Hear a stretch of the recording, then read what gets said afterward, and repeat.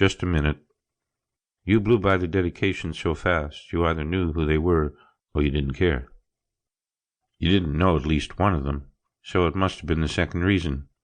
I don't want you to go any further until you care. So, just a minute. The three men were not samurai. Indeed, they represented more of what eluded samurai than what defined them. What the three men embodied is nothing more than the three noble paths that a man can take in life. If he's lucky, he can take all three. I have been that lucky.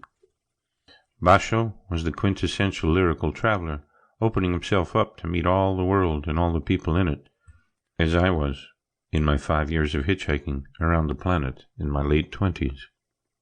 Kenji was a chain-smoking, hard-driving neurosurgeon with long black curly hair and bushy beard and eyebrows, who picked me up on my way to Kagoshima on June 18, 1984.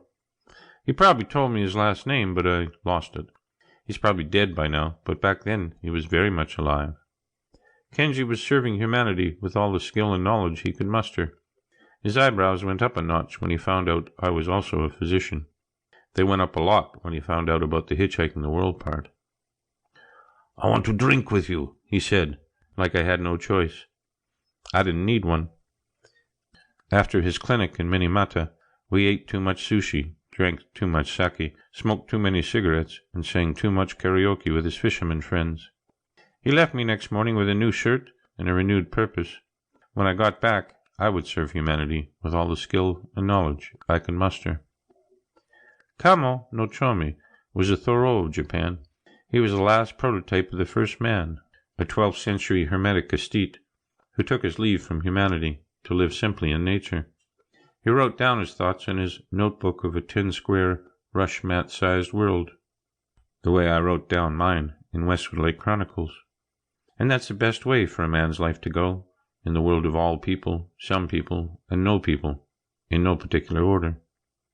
The male journey of a samurai was not as sanguine, although there was plenty of blood.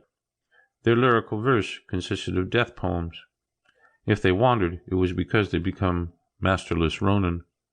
They wore their poverty not as a badge of pride, but of shame. They didn't serve humanity with all the skill and knowledge they could muster, but one warlord. When they were in nature, in a Zen garden or in a tea ceremony, they were rarely alone, and even if they became monks, they were usually with other monks. Their moon-viewing and wind-scattered cherry blossoms were even more ephemeral than ours. They were the prototype of pathos. So, now that you know the difference between those who lived the perfect life and those who lived for the perfect death, you can understand why you shouldn't have blown by the dedication. Now, you can read the book.